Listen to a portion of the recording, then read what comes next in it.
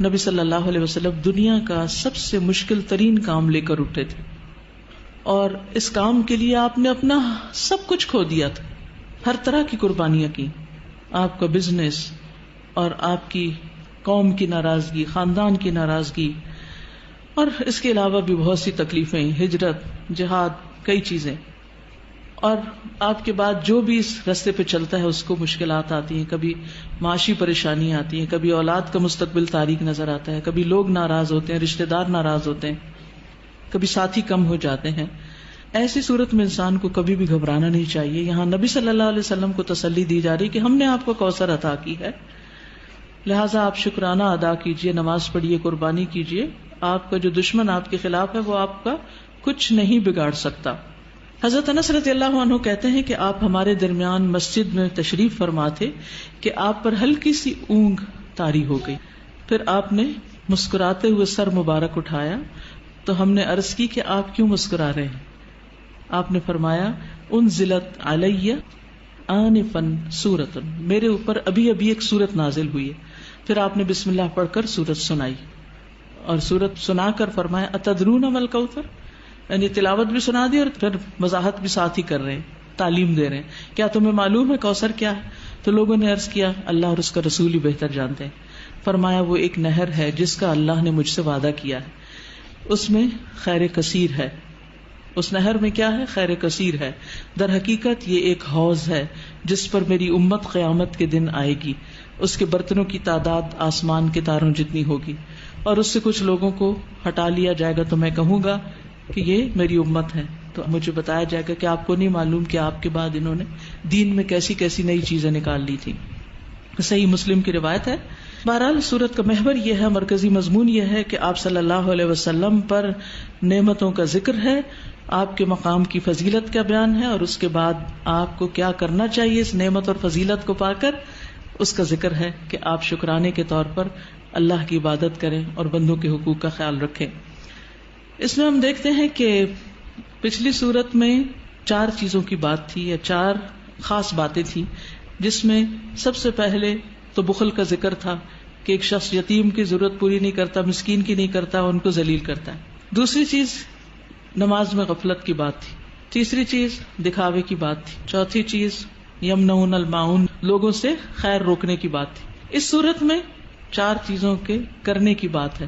سب سے پہلے بخل کے اپوزٹ کیا ہے؟ الکوثر، خیر کثیر، کہ اللہ سبحانہ وتعالیٰ نے آپ کو خیر کثیر عطا کی، خیر روکی نہیں آپ سے. نماز سے غفلت کا علاج کیا ہے؟ فصلی، نماز پڑھو. دکھاوے کا علاج کیا؟ لربک، اپنے رب کے لیے پڑھو.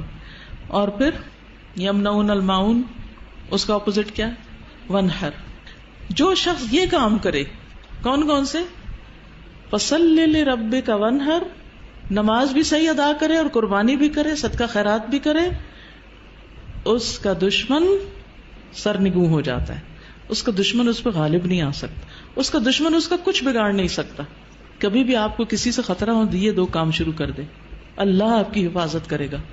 مشکلیں آتی اس لیے ہیں تاکہ ہم اپنے آپ کو سیدھا کریں، نمازیں اور اچھی کریں، اور اس کے ساتھ ساتھ بندوں کے حقوق کی طرف توجہ کریں، کہاں کمی ہو رہی، کسی کے ساتھ زیادتی تو نہیں کر رہے. تو آپ دیکھیں کہ کیسے مشکلات پر آسان ہوتی. آپ کے خلاف بولنے والے اور آپ کے بارے میں باتیں کرنے والے خود ہی خاموش ہو جائیں گے. اس صورت کا پس منظر یہ بھی بتایا جاتا ہے کہ جب آپ کے بیٹے قاسم کا انتقال ہوا اور یہ خبر ابو لہب تک پہنچی تو اس نے کیا کہا کہ محمد ابتر ہو گیا، اب ان کا نام نشان مٹ جائے گا، کوئی ان کا نام لینے والا نہیں. تو آپ کو تسلی دی جا رہی ہے کہ آپ فکر نہیں کریں، ناکام آپ کا دشمن ہی ہوگا، آپ کو اللہ نے خیر کثیر عطا کر دی. تفصیل دیکھتے ہیں. انا اعطیناک الکوثر، بے شک ہم نے عطا کی آپ کو الکوثر. انا سے مراد اللہ سبحانہ وتعالی. اعطینا، ہم نے آپ کو عطا کی. عطا کیا ہوتی؟ جس کا بدلہ نہیں چاہیے، ٹھیک ہے. الکوثر، کوثر، الکوثر جو ہے یہ جیسے میں نے پہلے بھی عرض کیا، ایک ہے خیر کثیر، کثرت سے خیر عطا کی، بہت زیادہ بھلائی، بہت نعمتیں آپ کو عطا کی. اور انہی میں سے ایک نعمت نہر کوثر ہے یا حوض کوثر ہے. بعض کے خیال میں ایک ہی چیز ہے، بعض کے خیال میں دو ہیں. نہر جنت میں ہے، حوض عرصات یوم القیامہ میں ہے، یعنی حشر کے میدان میں ہے.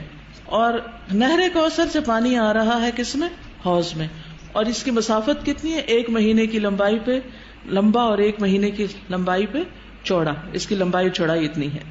اور جو نہر کوثر ہے جنت کی نہر، اس کے دونوں کنارے سونے کے ہیں، موتیوں اور یاقوت کا فرش بچھا ہے، مٹی کستوری سے زیادہ خوشبودار، پانی شہد سے میٹھا ہے، دودھ سے زیادہ سفید، مکھن سے زیادہ نرم، برف سے زیادہ ٹھنڈا. دنیا میں جو آپ کو بہت ہی پسند ہے اس کی کچھ مشابہت نظر آتی. اور حوض کوثر جو ہے میدان حشر میں، اس کے کناروں پر کیا ہے؟ پیالے ہیں. کتنے؟ ستاروں کی تعداد میں. جو ایک دفعہ اس سے پانی پیے گا وہ کبھی بھی دوبارہ پیاسا نہیں ہوگا. لیکن اس سے کس کو ہٹا دیا جائے گا؟ جو بدعت کرنے والا ہو، یا جو آپ سے دشمنی رکھنے والا ہو، آپ سے بغض رکھنے والا ہو، اس کو وہاں نہیں آنے دیا جائے گا.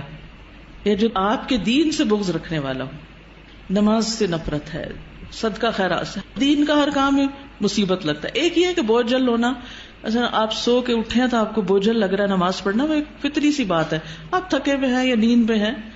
لیکن ایک یہ ہے کہ دل سے نماز کی چاہت ہی نہ ہونا. نبی صلی اللہ علیہ وسلم فرمایا کہ نماز میری آنکھوں کی ٹھنڈک ہے. ہمارے نزدیک نماز کا مقام کیا ہے؟ ہم میں سے ہر ایک کو سوچنا چاہیے میری زندگی میں نماز کا مقام کیا ہے؟ مجھے نماز سے کتنی محبت اور چاہت ہے، کتنے شوق سے میں اس کی طرف جاتی ہوں، یا نماز بس خانہ پوری کی حد تک پڑھتی.